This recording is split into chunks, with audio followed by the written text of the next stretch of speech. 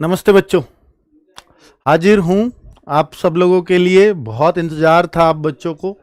आपके इतनी भारी संख्या में लाइव आने से ही पता लग रहा है कि आप सब लोगों को वाकई में बहुत इंतज़ार रहा होगा इस कट ऑफ का। आज का दिन काटना भी मुश्किल हुआ होगा। डेटा आपने बहुत भारी संख्या में दिया है और मैं आपको बोलूँ तो 78,000 बच्चों ने हमें गूगल पे डेटा भर के दे दिया, जिनमें 75,000 हमारे काम का लगा। क्योंकि जिन बच्चों के मार्क्स 100 से भी कम है, मार्क्स क्वेश्चन नहीं 100 से भी कम है, तो उनको कंसीडर भी नहीं किया गया है ना। तो उनको कंसीडर करने का कोई अर्थ भी नहीं है। तो 3,000 ऐसे भी बच्चे थे कि जो 190 से प्लस वाले रहे, तो उनको भी हमने नहीं लिया। मतलब जो जिनके 390 प्लस, तो 390 प्लस वाला डेटा भी मैंने इसमें नहीं लिया है। और जिनके 100 मार्क्स भी नहीं है, अर्थात 40 क्वेश्चन भी नहीं है, उनको भी मैंने इस डेटा में नहीं शामिल किया है, ताकि वो एवरेज थोड़ा ठीक सा आ जाए, है ना। तो ऐसे हमने करीब 3,000 बच्चों को इसमें से बाहर किया है। अब मैं आपको पहले कुछ याद दिला देता हूं कि ये 2021 की कट ऑफ थी, जिसको ध्यान में रख करके ये कट ऑफ भी हमने आज की तैयार की है, जिससे बहुत कुछ हमें एक आइडिया मिलता है कि दोनों यूआर, ओबीसी या ईडब्ल्यूएस इन कट ऑफ में कितना अंतर इस बार रहने वाला है। तो वो अंदाजा हमें यहीं से मिलेगा। और ये कट ऑफ है फिजिकल की, और ये कट ऑफ है फाइनल। ये 2021 की है, जब आपके पास 9534 वैकेंसीज थी। बच्चों देखिए, कट ऑफ जो तैयार की गई है, मैं आपको आप भरोसा करते हैं शायद इसलिए इतना इंतजार कर रहे थे। कट ऑफ जो तैयार की गई है बहुत ध्यान रख के की गई है कि ये एग्जैक्ट निकले, बिल्कुल इसके इर्द गिर्द रहे। एग्जैक्ट तो खैर मैं कह ही नहीं सकता कि भाई कोई भी चीज़ एग्जैक्ट हो सकती है, क्योंकि किसी कैटेगरी की थोड़ी सही जाएगी और किसी कैटेगरी के हम हो सकता है आसपास भी ना हो, ऐसा भी हो सकता है, ठीक है। पर ये एक्सपेक्टेड है। तो भैया कोई बहुत सीरियसली इसलिए भी ना ले कि जो सर ने लगा दी अब इससे कम तो जाएगी ही नहीं। तो क्योंकि हम गूगल डेटा के भरोसे हैं, और जो गूगल पे डेटा दिया जाता है हम उसके अकॉर्डिंग चीजें आपको बता रहे हैं। 2021 की कट ऑफ है, ये ऑफिशियल कट ऑफ है, इसमें किसी का कोई योगदान नहीं है। ऑफिशियल कट ऑफ की बात कर रहा हूं। अब मैं यूपीएसआई का आपको एक और चीज बता देना चाहता हूं कि कितने बच्चों को पास किया जाएगा फिजिकल के लिए। देखो, हम 2021 की बात करते हैं कि 3.5 गुना बच्चों को बोला गया था कि जब वो रिजल्ट आता है ना, जिस दिन कट ऑफ आती है, उसमें लिखा रहता है कि 3.5 गुना बच्चों को बुलाया गया। लेकिन 9534 वैकेंसी थी, तो वो कैटेगरी वाइज 3.5 गुना जब उन्होंने करे, तो किसी कैटेगरी में फिर वो ज्यादा भी बैठ जाते हैं, तो फिर वो 36,170। और इसको अगर एग्जैक्टली देखें इसका कितने गुना हुआ, तो 3.7 गुना इसमें बैठता है, ठीक है। तो ये 3.7 मल्टीपल में बच्चे बुलाए गए थे, अर्थात इतनी वैकेंसी के लिए इतने बच्चों को फिजिकल के लिए बुलाया गया। आप कहो कि सर क्या इतना ही इस बार बुलाया जाएगा? देखिए, नोटिफिकेशन में ऐसा नहीं लिखा है कि 3.5 गुना ही बुलाएंगे। दो संभावनाएं बनती हैं। दो संभावनाएं इसलिए बनती हैं कि ये एसआई है, एसआई की कंपैरिजन एसआई से करेंगे तो फिर इतने ही गुना इस बार भी हम मानेंगे, तो फिर करीब 15,900 बच्चों को बुला सकता है। ये 15,900 एग्जैक्ट 3.5 गुना है। अगर इसको 3.7 करूंगा तो ये 16 साढ़े 16 हजार के आसपास बैठ जाएगा बच्चा, ठीक है। अगर ये 2.5 गुना बुलाया, 2.5 गुना क्यों कह रहा हूं? क्योंकि जो 60,244 वैकेंसीज थी कांस्टेबल की, अगर ये उससे कंपैरिजन करने लगे तो यहां पर 2.5 गुना बच्चा बुलाया था। तो ये आपकी यूपीएसआई से बात हुई है, क्योंकि ये 2023 की भर्ती थी। ये 2023 में हुआ काम, ये 2021 में। तो भैया फिजिकल तो ऐसा ही है, यहाँ भी उससे आसान ही है कांस्टेबल से, तो ये भी मान सकते हैं। और पिछली बार का इनके पास रिकॉर्ड है कि बहुत सारा बच्चा फिजिकल में पास हो गया था। जैसा इन्होंने सोचा कि बहुत सारा बच्चा फेल होगा, तो वो नहीं हुआ था। तो फिर ऐसे भी चांसेस हैं कि ये इस बार की फाइनल कट ऑफ उतनी ना बढ़ानी पड़े। अगर ये 2.5 गुना बुलाएंगे तो फिर फाइनल में बहुत अंतर देखने को नहीं मिलेगा, क्योंकि पिछली बार बहुत अंतर इसलिए देखने को मिला क्योंकि बहुत बच्चों ने फिजिकल पास कर लिया था। बात आ गई समझ में? चलो, तो 11,300 बच्चे भी एक संभावना है, मतलब 11-12 हजार के आसपास ये बच्चे बुलाएं, ये भी एक संभावना है। यूपीएसआई 2025 की वैकेंसीज अगर आप कैटेगरी वाइज देखोगे तो कितनी कितनी वैकेंसीज हैं, तो ये वैकेंसीज उसमें दी गई हैं। ओवरऑल टोटल अगर हम देखें तो टोटल 4543 वैकेंसीज हैं, जो पिछली बार से हम कंपैरिजन कर ही नहीं सकते कि 9500 वैकेंसीज थी पिछली बार, है ना। चलो आगे अगर मैं बात करता हूं बच्चों कि यूपीएसआई का एवरेज मार्क्स, ये सब आपके official cut off, official marks आने के बाद का ही मैंने वेट किया है। और भाई बहुत ध्यान रखा है कि कट ऑफ शायद ऐसे ही निकले कि किसी बच्चे को नुकसान ना हो। फिर भी बच्चों बहुत ही हैरान करने वाली कट ऑफ आप शायद देखोगे, और उसका कारण भी मैं बताऊंगा उसका कारण क्या है। पहले आप ये समझिए कि 14 मार्च और 15 मार्च को जो एग्जाम हुआ वो ये था कि शिफ्ट 1 में 305 और इसमें 315, शिफ्ट 1 में 15 तारीख की ये एवरेज है। और इस एवरेज से ना बच्चों हमें बहुत कुछ अंदाजा हो जाएगा कि हमें नॉर्मलाइजेशन में किस तरफ जा रहे हैं हम। तो अब मैं आपको ये चीज भी दिखाने जा रहा हूं कि भैया ये आरडब्ल्यूए के मॉक में एवरेज स्कोर है एक, ये केवल मेल की मैं बात कर रहा हूं, ये मेल का एवरेज है। ओवरऑल मेल का एवरेज 313 के आसपास बनता है, और इतने इतने बच्चों मेल का ये डेटा था हमारे पास जिस पे हमने कैलकुलेशंस की हैं। यूपीएसआई में अगर मैं फीमेल्स की बात करता हूं तो ये एवरेज स्कोर है हर शिफ्ट में। तो इससे भी आपको अंदाजा लग सकता है कि भाई देखो मेल और फीमेल में एक बड़ा अंतर होता है। और यहां पर आप आरडब्ल्यूए मॉक में भी उनका एक एवरेज स्कोर देख सकते हो, और एक कैंडिडेट्स का डेटा कि कितनी लड़कियों ने ये डेटा दिया है। ठीक है, तो ये एक आपको एवरेज भी स्कोर दिख रहा है। अब मैं आपको आता हूं नॉर्मलाइजेशन वाली प्रक्रिया पर कि नॉर्मलाइजेशन में किस शिफ्ट में कितना फायदा होने जा रहा है, या किसी शिफ्ट में क्या नुकसान भी हो सकता है क्या, वो भी मैं बात करूंगा। तो भाई देखो जैसे शिफ्ट 1, देखिए बच्चे डेटा ऑथेंटिक है इस बात का अंदाजा हमें इससे भी हुआ थोड़ा। जैसे हमने क्या देखा आरडब्ल्यूए मॉक में स्कोर, चूंकि आरडब्ल्यूए के मॉक में कोई ऐसा तो है नहीं कि एक ही शिफ्ट के बच्चे बैठे थे, सारी शिफ्टों में बटे हुए ही होंगे। तो जो एवरेज मैं निकालूंगा वो लगभग एक जैसा ही आना चाहिए, किसी भी शिफ्ट के बच्चों का ले लूं तो वो एक जैसा ही मिला लगभग।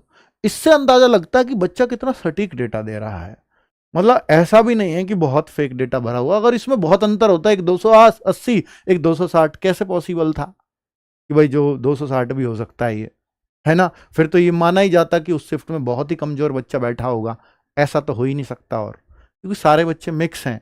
ठीक है, तो इससे हम एक अंदाजा लगा सकते हैं कि भाई हाँ बच्चे डेटा सही दे रहे हैं।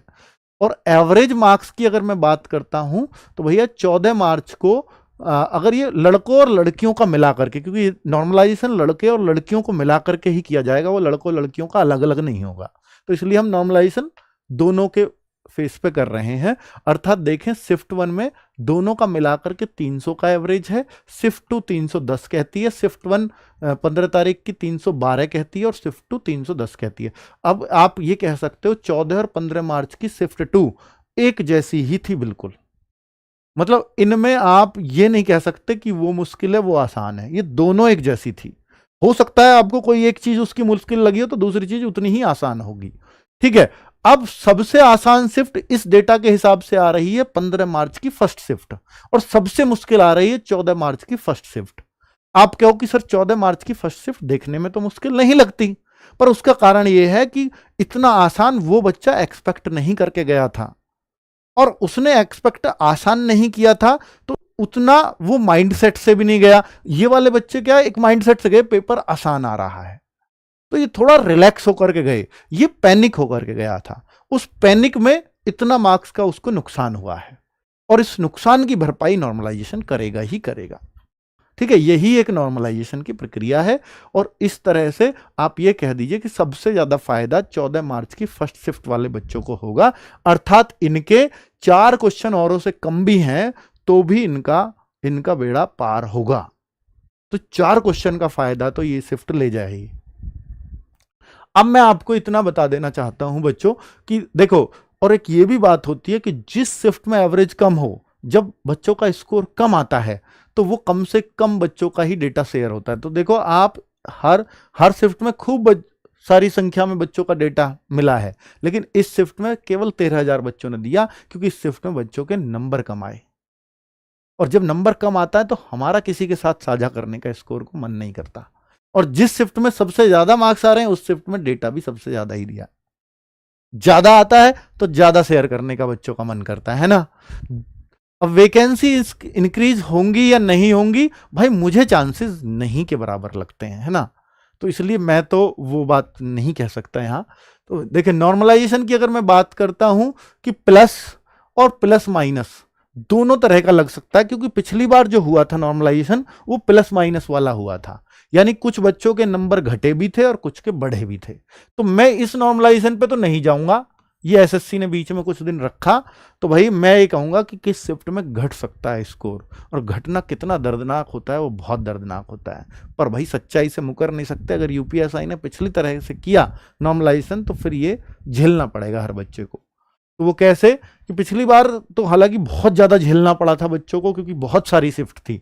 तो यहां पर इस शिफ्ट में 8.4 नंबर मिल रहे हैं। कौन सी शिफ्ट में? नहीं, मार्क्स हैं, क्वेश्चन नहीं है।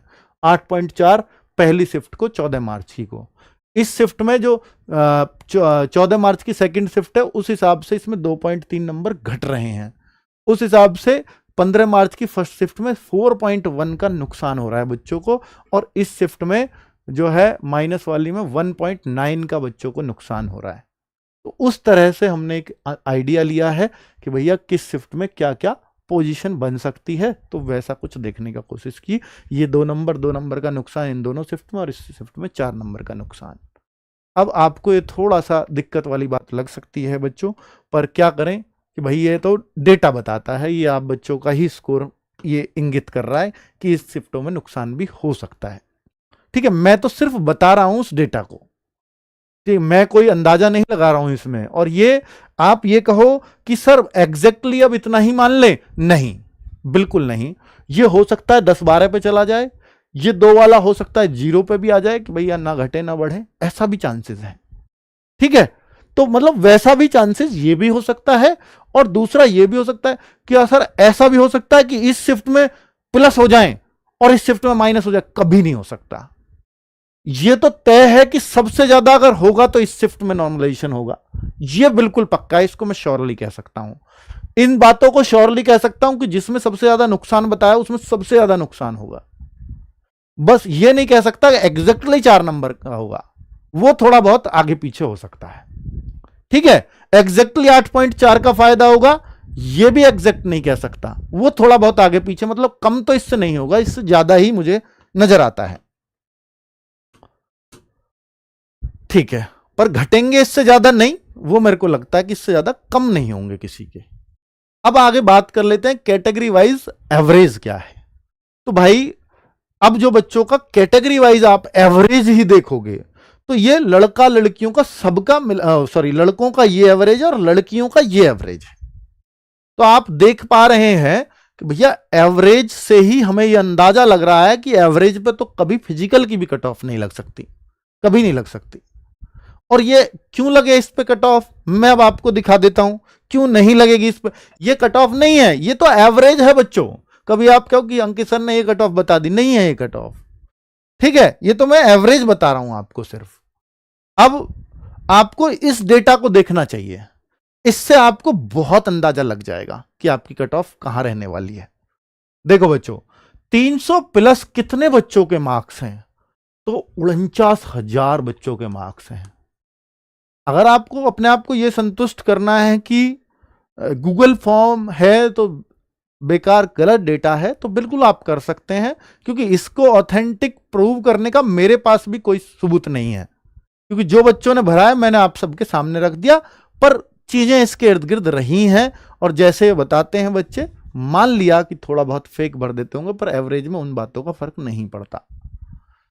305 प्लस 46,000 बच्चा है, 310 प्लस 43,000 बच्चा है। और मैं ये मान के चलता हूं कि जो बच्चे सेलेक्ट होंगे इन 75,000 78,000 बच्चों में, जो बच्चे सेलेक्ट होंगे उनमें से 80% सेलेक्ट होने वालों में से कह रहा हूं 80% ने गूगल फॉर्म भरा है। 20% ऐसे होंगे जरूर जिन्होंने अभी गूगल फॉर्म ही नहीं भरा होगा। पर इनमें से मैं मानता हूं कि 4500 का अगर मैं 80% निकालूंगा तो जितना भी आएगा वो उन्होंने गूगल फॉर्म भर दिया होगा, उतने का वैकेंसी में हो जाएगा। ये मैं एक आइडिया आपको बता रहा हूं। 315 39, और मैंने उसी हिसाब से मानते हुए कैलकुलेशंस भी लगाई हैं, क्योंकि मुझे तो ये लगानी पड़ेगी ना कि मेरे पास जो डेटा आया है वो कितने % बच्चों का आ गया होगा, तब मैंने ये कैलकुलेशंस की हैं। 320 35,000 बच्चा, 325 प्लस 30,000 बच्चा, 330 प्लस 24,000 बच्चा, 335 प्लस 19,000 बच्चा है। 340 प्लस 14,000 बच्चा है। अब आप बताओ 345 प्लस 9,759 बच्चा है, 350 प्लस 6,164 है। अब आप ये मत सोचना कि सर 4500 वैकेंसी है तो फिर 350 प्लस कट ऑफ गई। अब तो नहीं, मैं अभी आपको फिजिकल की तरफ लेकर जा रहा हूं, वहां भी फेल होंगे ना बच्चे। ठीक है, तो मैं अभी जो बात करूंगा वो 11-12 हजार बच्चों के हिसाब से बात करूंगा, या 3.5 गुना बुलाए तो 15-16 हजार के हिसाब से बात करूंगा। ठीक है, लेकिन उनसे मैंने देखा कि अगर 12,000 बुलाएं और 16,000 बुलाएं, यही दो संभावनाएं हैं। तो 12 और 16 बुलाने पर भी बच्चे 1 से 2 क्वेश्चंस का ही फर्क आ रहा है, इससे ज्यादा नहीं आ पा रहा। 1 से 2 क्वेश्चंस, 16,000 बुलाए तो 1-2 क्वेश्चन डाउन हो जाएगा, और 12,000 बुलाए तो 1-2 क्वेश्चन अप हो जाएगा, बस इतना ही फर्क पड़ा। और अब अगर मैं बात करता हूं 355 प्लस की, तो 3397 बच्चे ऐसे हैं जिनके 355 से ज्यादा मार्क्स हैं। ये क्वेश्चन नहीं है, मार्क्स लिखे हैं मैंने। तो अब आप ये एक डेटा देख सकते हैं। अब आप कहोगे सर 380 प्लस 119 बच्चे नहीं हो सकते, तो मैं ये मानता हूं कि भाई हो सकता है यहां कुछ फेक डेटा भी आया हो। ठीक है, पर हालांकि हमने 380 से 390 के बीच के लिए हैं ये बच्चे, 390 प्लस नहीं लिया। अब आप यहां पर अगर फीमेल कैंडिडेट्स में भी देखना चाहते हो तो ये रहा डेटा। तो मैं अगर इस मेल फीमेल का तो मैं अलग अलग नहीं बता रहा, मैं आपको एक ओवरऑल ये डेटा देना चाह रहा हूं कि भैया जो अंदाजा लगेगा ना इन 15,900 या 11,300 जो बच्चे बुलाए जाएंगे, ये जो है इस डेटा से अंदाजा लगेगा। कि अब आप खुद एक बात बताओ मुझे कि भाई मैं मान लेता हूं कि 12,000 बच्चों को बुलाया जाएगा, या 15-16 हजार बच्चों को, जो भी बुलाया जाएगा। तो अब आप एक बात बताओ कि 12,000, तो 12,000, अब ये मान लीजिए 10,000 है, तो मेरे पास 80% बच्चों ने डेटा दिया है, तो यहां पर मैं मान लूंगा एग्जैक्ट बच्चे जो होंगे ये 10,000 है भले ही, पर वो 12,500 के आसपास बच्चे रहे होंगे अगर मैं उस कैलकुलेशन से देखूं तो। क्योंकि 10,000 ने तो मुझे ही डेटा दे दिया, पर सबने थोड़ी दिया होगा, तो मैंने अगर इनको 80% माना तो फिर 100% इतने बच्चे रहे होंगे, ऐसे मैंने मान के लगाया है। तो अगर 12,000 बच्चे यहां, तो फिर तो ऐसा लगता है कि 345 से नीचे फिजिकल की कट ऑफ ही नजर नहीं आती। अगर आप 12,000 बच्चों पर डेटा देखते हो तो। अब आप कहोगे सर ये कैटेगरी वाइज भी तो बटेंगे, बिल्कुल सही है। तो फिर तो ऐसा लगता है कि जनरल इससे अप चली जाएगी फिजिकल के लिए ही, और ओबीसी लगभग ये रह जाएगी, ईडब्ल्यूएस लगभग ये रह जाएगी, और बाकी इससे डाउन होती चली जाएंगे, और जितना जितना फर्क रहता है उतना उतना डाउन होती चले। ये इस डेटा के हिसाब से लग रहा है बच्चों। अगर बच्चे 16,000 बुलाए तो भैया देखो ये 15,000 है, अगर मैं इसको 80% मानूंगा और 100% निकालूंगा तो 18,000 के आसपास। तो 16 कहां बैठेंगे? तो आप कहोगे सर 16 तो जो आपके बैठेंगे ना वो इन दोनों के बीच में ही बैठेंगे कहीं।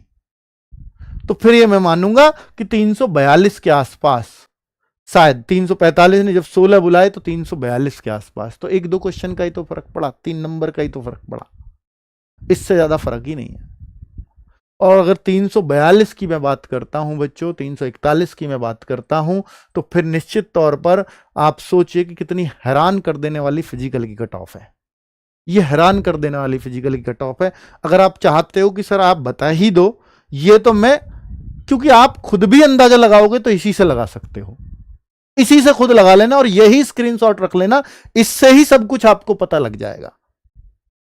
ठीक है, तो ये अब मेल फीमेल का सर आप ही मुझसे बोलोगे कि सर आप ही एक अंदाजा लगा के दे दीजिए, तो मैं भी लगा कर लाया हूं।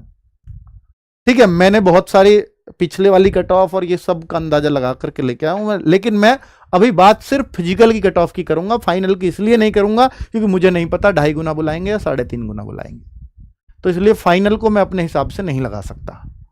बाकी डेटा आपके सामने, ये काम आएगा आपको, अगर आप कर सकते हैं इस पे कैलकुलेशंस तो आप भी खुद देख सकते हैं कि कहां कहां बच्चा जा रहा है। अब मैं आपके सामने पेश कर देता हूं कट ऑफ जो मैं बना करके लेके आया हूं, और ये यूपीएसआई की एक्सपेक्टेड कट ऑफ है फॉर फिजिकल इन क्वेश्चंस। और ये जो मैंने अभी आपको लास्ट डेटा दिखाया था उसके आधार पर उसको ध्यान में रख करके ये सब चीजें बनाई हैं बच्चों। आप 31,000 बच्चे लाइव हैं, आप खुद ही सोच लीजिए ना, 4,500 वैकेंसी है, 12, 15, 16 हजार बच्चों को फिजिकल के लिए बुलाएंगे तो कंपटीशन तो है एक बड़ा। 31,000 को तो उम्मीद जरूर होगी, तभी तो वो इंतजार करके इस टाइम लाइव देख रहे हैं। जिनको उम्मीद नहीं है तो वो तो इसका वीडियो से ही कोई मतलब नहीं है उनका। तो भाई उम्मीद तो टूटेंगी, है ना। पर मैं कुछ कर भी नहीं सकता क्योंकि मैं तो उस डेटा का आगे मजबूर हूं, और मैं उसके हिसाब से आपके सामने बस आंकड़े पेश कर सकता हूं। आप ये कहो कि नहीं सर हमें एक तसल्ली दे दो, आंकड़े वाकड़े छोड़ दो, फिर मैंने डेटा भरवाने का कोई अर्थ नहीं। तो मैं डेटा के प्रति तो ऐसा रहूंगा कि जो होगा वो आपके सामने पेश कर दूंगा, ठीक है। तो आप ये मत सोचना कि देखो, आप ये तो कहना ही मत कि सर क्या मैं इससे कम है तो मुझे तैयारी करनी चाहिए फिजिकल की या नहीं करनी चाहिए। तो ये आपको देखना है, ये डिसीजन आपको लेना होगा। अब उसमें हमने जो 142 या 342 में कुछ कह रहा था, फिर हमने देखा कि लड़के और लड़कियों में भी फर्क रहेगा। तो फिर हमने लड़के और लड़कियों का भी फर्क देखते हुए हमने ये एक अंदाजा लगाया है कि ये कट ऑफ जा सकती हैं। जैसे यूआर की 138 से 141 क्वेश्चंस, ये फिजिकल की कट ऑफ, और ईडब्ल्यूएस की 136 से 139 क्वेश्चंस फिजिकल की कट ऑफ, ओबीसी की 135 से 138 क्वेश्चंस, एससी 122 से 125, एसटी 105 से 108, एक्स सर्विसमैन 110 से 12। फीमेल की अगर मैं बात करता हूं तो ये जनरल की फीमेल है, ये ईडब्ल्यूएस की फीमेल है, ये ओबीसी की है, और एससी और एसटी की है। तो भाई मैंने सारे आंकड़े अपने हिसाब से जो मैं बेस्ट कर सकता था मैं अपना इसमें करके लाया हूं। बाकी मैं फिर कह रहा हूं कि 100% एग्जैक्ट कुछ भी नहीं होता। आप फिजिकल में आप तैयारी ही ना करें ये सोच के कि सर आपने एक कट ऑफ बता दी थी, तो भाई ऐसी गलती मत करना, क्योंकि मेरे पास भी सिर्फ गूगल का डेटा ही प्रमाण है, जिसमें कोई भी बच्चा कितना भी डेटा भर सकता है, मैं उस पर पाबंदी नहीं लगा सकता। एक बच्चा अपना 10 बार भी गूगल फॉर्म भर सकता है, ठीक है। हमने कोशिश की है कि जो रिपीटर्स हैं उनको निकाल दिया जाए, है ना, ऐसा भी हो सकता है। तो वो सब चीज़ें हमने करी है अपने स्तर पर फिर भी बहुत सारी चीज़ें ऐसी हो सकती हैं जो आपको थोड़ा सा हृदय विदारक लगें कि भाई ऐसी कट ऑफ कैसे जा सकती है। तो फिर मुझे भी थोड़ा विश्वास नहीं लग रहा था इस पर डेटा देख करके बच्चों थोड़ा सा मुझे मतलब भरोसा करना ही पड़ा, और क्या कह सकता हूँ, और लाना ही पड़ा आपके सामने। और डेटा से अलग कुछ लाता तो मैं अपने प्रति या आपके प्रति ईमानदार नहीं होता, ठीक है। मैं कुछ भी ले आता आपको खुश करने के लिए, तो फिर वो ईमानदारी नहीं थी। चलिए, थैंक यू वेरी मच, नमस्ते।